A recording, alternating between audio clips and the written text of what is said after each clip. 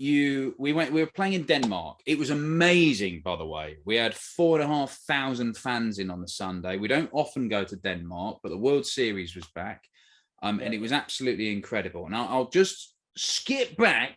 You remember when we were talking way back where Dimmy started out, and he won that tournament, the British Teenage Open in Blackpool, beat some girl called Fallon Sherrock in the semi-finals, and that's where he got noticed. That's where his manager signed him. That's where this incredible story all started out.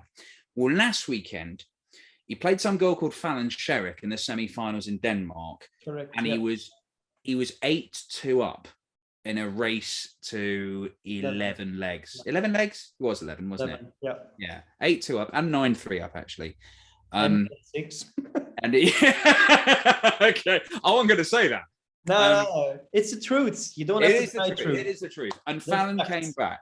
Look, can you talk us through what that game was like to play in when you lost 11-10? Well, first of all, I was very chuffed to win the first 2 sessions 4-1. I was very surprised because I think Fallon missed a few times her doubles, and I just got to the board and I pinched a leg, I pinched another leg, I pinched another leg, and I was like, wow, okay, focus, Dim, you've got to focus. You don't have to underestimate anybody. And you know what? Afterwards, being 8-2 up, I have no idea what happened. I really have no idea what happened. No trebles, no doubles, and she was just coming back at me, finishing everything perfectly, putting me under pressure. And I've got my chance. I think I've got like 8 to 10 match starts, something like that. Yeah, you got 8 match starts. There you go. So for me, my own feeling, it was my game to lose because I missed those match starts first. But on the other side, you've got to be honest. She did fantastic to do a fight, like a comeback like that. That's fantastic. And even though I only had my goal on first to 11, that semi-final, I was denied to get the 11. And that's why you just got to take it on the chin and say fair play to her. She's a great player, and no other person need to think of the fact that she's a woman. You've got to look at her as a player, not because she's a girl. Definitely not. Well, that's one of the beauties about this sport, isn't it? Where you can have men and women playing against each other. And at the moment, look, we don't have loads of amazing top level women who can challenge the men, but there are a few. Lisa Ashton is one of them. She's playing on the tour. Mikuru Suzuki, who's a girl from Japan. She's incredible if you haven't seen her play. But Fallon Sherrock, I mean, she made history by winning a couple of games at the World Championship. And she's made history again last weekend in Denmark.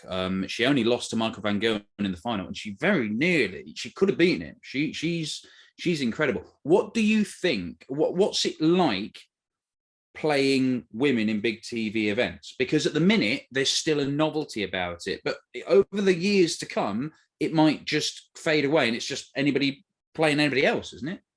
I like the way PDC works with it. If you want to come in for the big bucks, you've got to be handled as a player. You shouldn't be getting any privileges because you're male or female. So in that point of view, I love it. I think it's brilliant. And I also think that there's a lot more talent there that just needs to have that chance.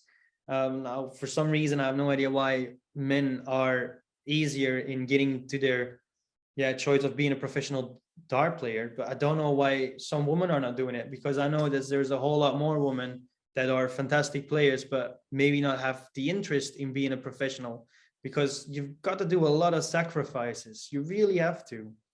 Maybe that's one of the reasons that we don't have so many women. But for me, every time when I have to play darts, it doesn't matter if you're male or female. You've got to do your business. You've never got to underestimate anybody. And unfortunately, you see that happening a lot, that people underestimate you. And I think that was also a slight advantage that I had in my early days in being a professional. I think that a lot of times I got underestimated, and well, boy, did I surprise them.